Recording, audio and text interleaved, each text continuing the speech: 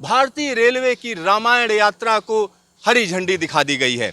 यह यात्रा 18 दिन के लिए निकल चुकी है और हमारे साथ खुद केंद्रीय राज्य मंत्री मीनाक्षी लेखी जी हैं, जिन्होंने हरी झंडी दिखाई थी। आइए उन्हीं से बात करते हैं। मीनाक्षी जी, रामायण यात्रा की जब हम बात करते हैं तो देश के जनमानस में इसका क्या मतलब जाता है? देखिए, मतलब बहुत स्पष्ट है और बहुत साधारण सा है कि यात्री तो भगवान राम से जुड़े हुए स्थानों पर पहले भी करते थे और हर मुश्किल के बावजूद करते थे, पैदल भी जाते थे, क्योंकि ये सब भगवान राम के प्रति आस्था से जुड़े हुए स्थान हैं। लेकिन उनके जीवन में कष्ट होता था।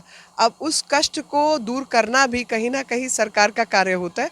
लोगों की ज़रूरत को समझते हुए इस रामायण यात्रा के संदर्भ में इस गौरव भारत गौरव ट्रेन की शुरुआत की गई है और एक नया मॉडल जो है टूरिज़्म का, वो भी क्रिएट किया गया, क्योंकि टूरिज़्म पे तो लोगों ने, यात्रियों ने तो जाना ही है और भगवान राम के स्थानों पर भी जाना है। पर आप एक ही बारी में, नहीं तो क्या होता था कि इस बार रामटेक जाएंगे, अगली बार जनकपुरी जाएंगे, फिर उसके बाद रामेश्वरम जाएंगे, ऐसा रहता था। लेकिन अब आप एक ही बारी में अयोध्या से लेकर रामेश्वरम और रामटेक की यात्रा पूर्ण कर पा रहे हो और बिना किसी असुविधा के।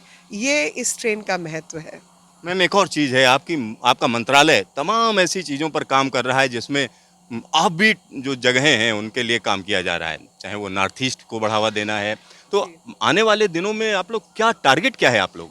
देखिए, टारगेट यही है कि ईश्वर ने ये जीवन दिया है, तो भारत माता की सेवा में जो भी कुछ कर पाए अपने जीवन में, वो पूर्ण समर्पण के भाव से भारत माता की सेवा करें। और अभी कल ही की बात है कि जब हनुमान जयंती थी और प्रधानमंत्री जी ने कहा भी कि ये हनुमान जी ने तो आजीवन राम काज में समर्पित रहे और कठोर से कठोर परीक्षा का समय हो तो कठोर भाव से और नहीं तो सरल भाव से, और वही प्रेरणा भारतीय जनता पार्टी के कार्यकर्ता की होनी चाहिए और सरकार में भी भारतीय जनता पार्टी के कार्यकर्ता ही हैं। तो इसी भावना के साथ हम इसी प्रेरणा से कार्यरत हैं।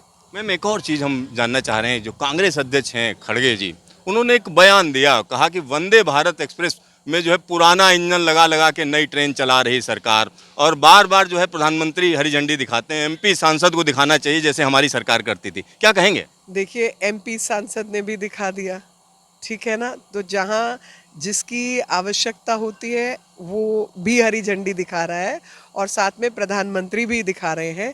लेकिन आपकी सरकार के पास दिखाने को था क्या? नॉर्थ ईस्ट 70 साल के बाद डिस्कनेक्टेड था।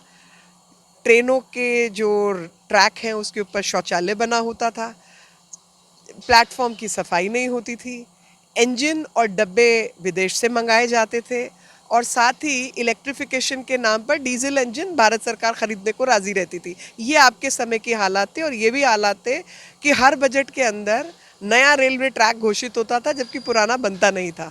90 ऐसे प्रोजेक्ट्स थे जो पेंडिंग थे और 90 से ज़्यादा ऐसी रेलवे लाइन्स थी जो पेंडिंग थी।